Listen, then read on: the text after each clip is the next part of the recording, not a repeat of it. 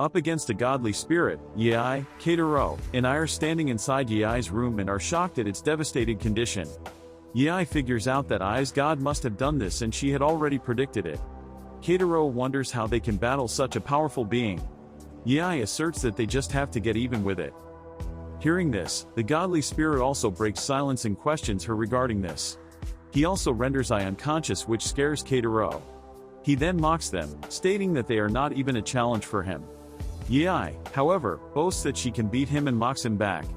She tells him that she won't let a god who wants to marry a 20-year-old girl beat her. This angers the god and he kills multiple ghosts behind Yai. He also accepts her challenge, saying that he will wait for them and when the time comes, he will take her instead of Ai. Keitaro, who is scared to death, threatens God that he won't let him lay a finger on his students. With this, the doll in Yai's arms and the other dolls in her room start shaking. Yai affirms that they are not shaking with fear. Instead, they are shaking because they want to kill God instantly. She further provokes him by saying that they will create a throne for him to serve under them. With this, the god suddenly disappears and takes over Ai's unconscious body. He challenges them to make preparations and come at him with everything they have got. He vows to tear them apart and ravage their souls and bodies. After saying this, he finally disappears. Keitaro is relaxed now that they are safe, but upon looking around, he realizes that they have suffered huge losses. Without wasting any time, Yai takes Keitaro out of her room and locks it. She reveals that the devouring has begun since that entity upset the balance inside her room. Now, the strong spirits will devour the weak ones to settle the hierarchy. Following this, the entire house starts shaking as the spirits devour each other. After some time, the shaking stops and Keitaro asks if they're all dead. Yai replies negatively, stating that a graduate has been born. As Keitaro is about to say something, his phone starts ringing and surprisingly, Yai is calling her. Seeing this, Yai forbids him to answer the call as it would kill him. In the meantime, Eiko appears at the spot as she is also getting a call from Yai. Keitaro wants to warn her, but the graduate shuts down the room. Keitaro keeps shouting, but Eiko cannot hear him. Yai, on the other hand, somehow manages to seal the graduate inside her bag and with this, the door opens. Yai reveals that these graduates are so damn powerful that she cannot contain their influence to just her room and they can even cause trouble 5 houses away. She also reveals that by graduate, she means that these spirits have graduated from her room. She then asks Keitaro and Eiko to get some rest as they have a lot to do tomorrow. The following day, Keitaro and the others went to Ai's to finish up what they were doing. They have managed to figure out a way to keep Ai safe from spirits she attracts by guiding them to another room. After they are done with Ai's room, they decide to clean up Yai's room, which is a huge mess. Ai apologizes if she is the reason behind all this, but Keitaro assures her that she is not. Following this, Ai remembers that she has to head back to Kyoto for some important matter and leaves. Done with everything, Keitaro and Yai relax as Keitaro wonders how they got themselves into this mess. Yai regrets that she should have held back as she forgot that she is not fighting alone. She also admits that she was no match for that god and they would have died. She then lays down her ultimate plan to get her mother back. She has planned to capture random spirits and trap them inside her dolls alongside a part of herself. These entrapped spirits will protect them from any harm, and after gathering enough of these, she will declare war on the specter. Before last night's massacre, she had gathered over 100 such spirits and trained them somehow. Now that this plan has failed, the new plan is to gather more spirits to defeat that god first. After that, the god will help them defeat the specter and it would also save Ai from her fate as the god's betrothed. Hearing this, Keitaro inquires about the number of spirits they need to capture for this feat. In response to this, Yai reveals that she has already defeated a god before and that took her 3 graduates. But, this time around, they want to capture 1, so it would take at least 6 of them. She also reveals that she already possesses 5 powerful graduates, including the one from last night.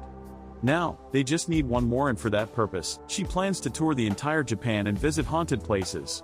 After they're done forging their army, they can capture that god and crush the specter. Keitaro is quite shocked after hearing all this, but he agrees to her plan. He gets a bit hesitant at first, but has no other choice. Now that they are done with future planning, Keitaro reminds Yai that they have to study. She makes a weird face which reminds Eiko that she has some homework left as well and rushes to the library. After they are done with their studies, Yai asks if they can go outside for a ride, to which Keitaro replies positively. On their way, he is shocked and wonders why Yi asked for something like this suddenly. Actually, Yi wanted to thank him for everything he has done for him and admits that he is a great partner. This makes Keitaro insanely happy as they continue cycling. He then asks Yi if she wants to go anywhere, and this was the biggest mistake he made. Yi asks him to follow her directions as Keitaro keeps pedaling. It is almost midnight and they still haven't reached their destination. Upon inquiring about it, Yi reveals that they are heading for a haunted place she hadn't marked on the map. With Eiko outside and a freshly captured graduate, there is no way she can let this chance slip. At last, they finally reach Castle H ruins, which has a danger level S. Keitaro cannot believe that they are at one of the worst places in Japan. Yi lets him in on some facts regarding S-class ruins. She tells him that these places can either trap you in them forever, or grant you a curse that follows you your entire life. This scares the shit out of Keitaro as he realizes that the wind here is a lot heavier compared to normal and it is difficult breathing. But, he is confident that they will get through it as they always have. Upon entering the ruins, Yi informs him that this place hosts a rather powerful yet harmless spirit which shocks Keitaro. He questions the credibility of this place being an S rank. Yi tells him that she has never heard of anyone dying here and the spirit here just scares everyone away, so they don't come back. She then proposes that they head for the central waterfall, which is the most scariest place. As they are talking, a scary old lady appears out of nowhere and starts questioning if they are tourists. Yi tells her that they want to see the waterfall, and hearing this, the old lady offers to take them there. Yi then asks Keitaro to read the article on close encounters at these ruins. In that article, multiple incidents were stated, including encounters with ghosts of samurais, hearing footsteps, strong presence at the top of the waterfall, but the one that mattered was the encounter with an old lady even at night. With this, both of them start following the old lady. On their way, she tells them the story of how this castle was besieged and conquered in a single day. She apprises that in the late 1500s, non-combatants were forced to battle an army of 15,000 with the main army stationed elsewhere. They were not allowed to surrender and the women were beheaded. The remaining women killed themselves and their blood stained the river red for 3 days. Hearing this, Keitaro realizes that something is off about this place, but Yi tells him that they are doing this for a greater cause. She then hands him over a teddy bear that will protect him in case something happens. As they are walking, Keitaro feels something creeping behind him and wonders if he is just imagining things. He also hears footsteps of someone just like the old lady behind them. Suddenly, he suspiciously asks Yi to hold hands so they don't get lost. In reality, it is not Keitaro, it was the old lady personifying Keitaro, and despite her eyes, Yi couldn't figure this out and starts following him blindly. Keitaro, on the other hand, hears footsteps once again and is sure that something is off. He looks around to find Yi, but realizes that she is long gone. Scared to death, Keitaro starts running to find Yi and the old lady. Meanwhile, Eiko is back home and decides to check Keitaro's location. She gets scared as the GPS is not working. Keitaro, on the other hand, is still looking for Yi and shouting her name. Yi keeps walking with the fake Keitaro. After some time, she realizes that something is wrong with him since he is smiling like an idiot. Usually, Keitaro is way too scared to do anything. With this, the old lady reveals her true form and renders Yi unconscious. She then notices something on Yi's finger and comments that she looks delicious. With nothing going his way, Keitaro attempts to focus on the graduate's aura to locate Yi. As he is running around, he notices that he is able to actually see spirits which he normally cannot. He gets scared and stops immediately. Suddenly, there are spirits all around him and Keitaro finds himself paralyzed. Even though the doll is trying to protect him, the spirits are slowly taking over his body. He starts seeing memories of that time when women killed themselves on the top of the waterfall, and the very next moment, Keitaro finds himself in their place. He slits his own throat and falls off the waterfall. He then finds himself standing beneath the waterfall where multiple spirits appear from the bloody water and force him to carve this event into his memory. Keitaro suddenly snaps out of this illusion. He notices that there is blood on his hand and gets scared. He then opens his front camera to witness that there is blood on his neck as well, and the doll that was protecting him is in pieces. He realizes that the spirits managed to cut through the doll and reach him. He then witnesses multiple hands attempting to widen the cut on his throat, and seeing this, he starts running. As he is running, he notices Yi in the distance and begins shouting. He chases after her, but falls off a cliff. He quickly stands up, only to witness Yi's body hanging from the tree. With memories flashing before his eyes, Keitaro starts shouting. In the meantime, the multiple spirits he was seeing throughout the forest combine and take the form of a beheaded woman with blood seeping through her neck. She reminds him to not forget and that she will carve it into his mind. She also tells him that he will stay here even after death. Keitaro regrets that he let his guard down, and if he had been more careful, he wouldn't have ended up getting cursed like this. On the other hand, Yi is still unconscious on the ground.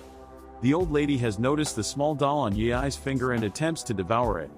Much to her surprise, Yi's finger starts moving on its own and pierces the old lady's eye, which shocks her as Yi is still unconscious. At that exact moment, Keitaro shouts Yi's name and this wakes her up. As soon as she wakes up, she notices a hand approaching her and destroys it. She then diverts her attention to the old lady and absolutely obliterates her. She realizes that if Keitaro hadn't shouted her name, she would have died right there. The finger spirit also saved her from the old lady. Without thinking anymore, Yi rushes to Keitaro as she realizes that he might still be in trouble. In the meantime, Keitaro is hopelessly looking at fake Yi's hanging body. As he is sulking, the fake body transforms into the ghost and grabs him. This makes him realize that Yi is still alive, and if she's alive, then she will definitely catch this thing. Suddenly, the ghost starts levitating him into the air, which shocks him, and he looks up. He notices the multiple skeletons stuck in the air and realizes that this is what happened to people who came ghost hunting. The spirit also threatens him that she'll keep him here even after his death. With all of this going on, Yi appears out of nowhere and pierces through the ghost's neck that was pulling Keitaro. This makes him insanely happy and he picks her up. He then informs Yi regarding everything he has learned, including the fact that there is a massive dome covering the entire forest. This dome is made from the spirits that are part of the main one. The spirit traps everyone inside and devours them. The reason they haven't heard anyone dying here is because no one survives to tell the tale. He then questions Yi regarding their strategy, with Yi stating that it is quite simple. Without saying anything, she brings out the graduate high priest of evil tongue. She then hands him noise cancellation earbuds and warns him to not listen to the priest's sutra. As he looks around, he notices countless animals dying from the sutra and realizes that he could have died last night if he picked up the call. He also notices multiple black hands pulling out women ghosts from the dome. Yi tells him that anyone who hears this sutra is forced to pass on to the afterlife, but all of them will go to hell. The female spirit manages to sever the priest's neck, but it still continues chanting. With no other option left, the spirit cuts off its vocal cords and this stops the priest. However, much to her surprise, the dead animals start chanting the sutra and there is nothing she can do about it. After some time, the entire dome vanishes and the remaining ghosts rush back to the main spirit. With her body back, she attempts to sever the necks of all dead animals and run away. Yi and Keitaro also follow her as they would lose if she manages to devour the graduate. Despite her eyes, Yi cannot see properly in the dark. Seeing this, Keitaro takes the lead and catches up to the spirit. Seeing them, the spirit starts smiling, which makes Keitaro wonder if she cannot hear the sutra anymore. At that exact moment, the spirit herself starts chanting the sutra and accepts defeat. Yi offers her to become her servant and stay inside the bear. With no other option, the spirit accepts her offer. With this, Yi now possesses another graduate. Keitaro and Yi are insanely happy that they managed to defeat the spirit, but it is not over yet. Suddenly, Keitaro starts chanting the sutra without his will. Yi immediately puts her hand into his mouth to stimulate his gag reflex and halt him from talking. She even attacks a part of his brain that would render the graduate unconscious, as Keitaro and the graduate are connected. She then asks Keitaro to seal the graduate as she keeps him from talking. She also reminds him that he is exactly 20 seconds before they both die. Even though he is inexperienced, Keitaro attempts to seal the graduate and eventually succeeds. With everything over, Yi can now take her hand out of his mouth. Keitaro questions her why she took out her headphones, to which she replies by stating that they are in this together. This makes Keitaro insanely happy. Following this, Yi notices some aura emerging from the doll and decides to follow it. They eventually reach the waterfall, where Yi picks up a sealed box from the water. As soon as they open the box, the spirit emerges from the doll and gets furious. Seeing this, Yi severs the cord connecting the two. With this, the spirit's entire personality changes as she explains that the anger and hatred drove her insane. Yi also explains that this spirit is just powerful, not evil, and that it was driven by this evil talisman. Keitaro also realizes that the spirit was just trying to share her memories, but because of this evil talisman, she ended up killing people and making them part of those memories. He also realizes that all the spirits they sent to hell were good and questions Yi regarding this. Yi, however, negates this and tells him that there weren't multiple spirits in these ruins. There was just one spirit split into multiple parts and that they just sent her parts to hell. The spirit also confirms this and reveals that she split her soul to recreate her memories so that the people who once lived would never be forgotten. Yi further tells him that losing her parts made the spirit quite weak and that is her punishment for killing all these people. However, she cannot afford her being too weak and releases the ghost she had captured alongside that old lady, which combines back with the spirit. The old lady, however, runs away as she wasn't a part of the spirit. The only thing left is to take care of the evil talisman behind all this. With no other option, they decide to bury it somewhere. As they are burying the talisman, Yi appreciates Keitaro for his contribution and admits that she would have died if he didn't shout her name. Keitaro cannot believe that they survived all this. Hearing this, Yi asks if he wants to stop ghost hunting. Keitaro reveals that he started crying like a child when he saw her fake dead body, and the reason behind this is that he cares a lot about her. With that in mind, he cannot leave her alone and is always there for her. Yi holds his hand and asks him to remember how this feels if he ever feels stuck in the dark. Keitaro vows to sear this into his memory and his heart. On their way outside, they encounter the spirit.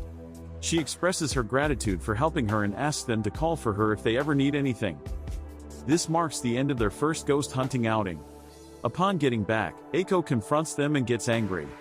Yi apologizes and asks if she wants to go on another ghost hunting outing. This shocks Keitaro, who is still scared. Eiko, however, is extremely excited about this. Yi is also confident as she knows how strong High Priest really is, and they can also use the women's spirits as their shield. Their next destination is the old F tunnel that is also S rank. Do you guys think taking Eiko with them will be a good idea? Considering High Priest's abilities, they can get in some big trouble. I know you want to know what happens next. Make sure to like and subscribe, so you don't miss out on Yi's future endeavors.